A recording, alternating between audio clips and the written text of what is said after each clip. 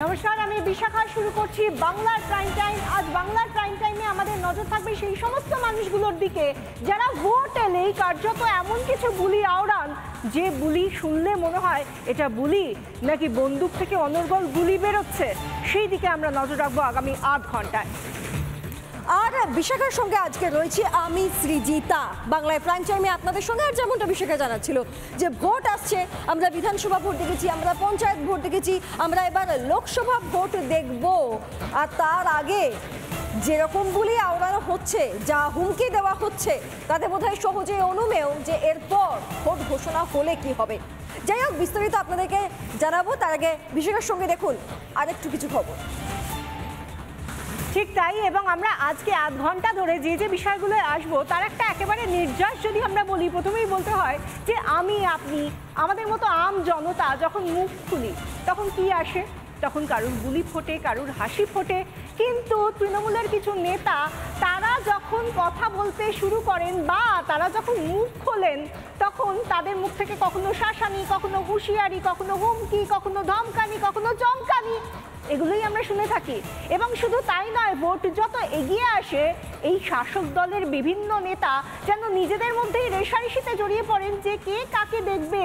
এ বলে আমায় দেখ, ও বলে আমায় দেখ, আমি তোমার থেকে এগিয়ে, আমি কিন্তু তোমার থেকে পিছিয়ে নই। এবং এভাবেই যখন বিরোধীদের মতের সঙ্গে তাদের মতের মিল হয় না তখন তারা ঠিক কী করে? তখন তারা কেউ বলেন পা ভেঙে দেবো, হাত ভেঙে দেবো, মাটিতে পুঁতে দেবো, জিভ টেনে ছিঁড়ে দেবো, কাউকে বলেন গুলি করে দেব, আরো কত কি এদের এই সন্ত্রাসের ভাষায় লুকিয়ে থাকে।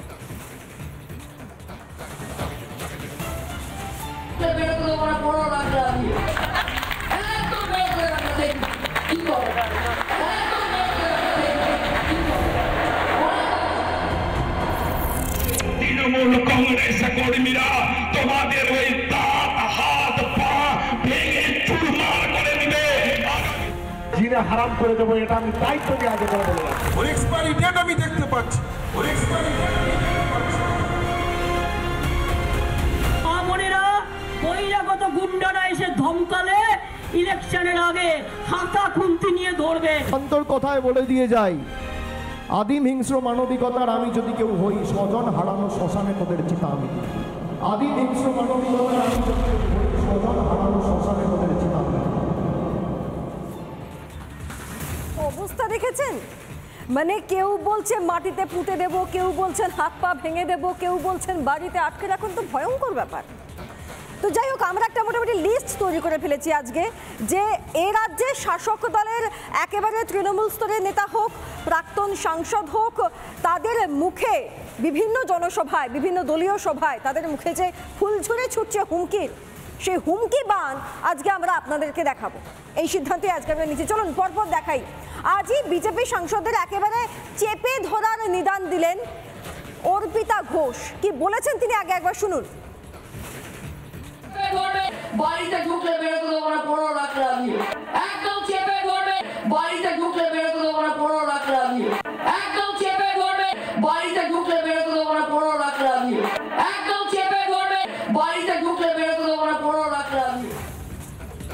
15 লাখ না নিয়ে ছাড়া যাবে না, ঢুকলেই বাড়িতে চেপে ধরতে হবে। যাই হোক, এবার তিনি একা নন। এবার চলুন মালতীপুরের আরেক বিধায়ক আব্দুর রহিম বক্সি, তার কথাও একটু আমরা শোনাই আপনাদেরকে যে তিনি একটি সভায় দাঁড়িয়ে হাতে মাইক নিয়ে সামনে যে মানুষগুলো বসে রয়েছে তাদের উদ্দেশ্যে কি বলছেন, এগুলোকে উস্কানিমূলক মন্তব্য বলে কি বলে না সেটা আপনারা সিদ্ধান্ত নেবেন। দেখুন।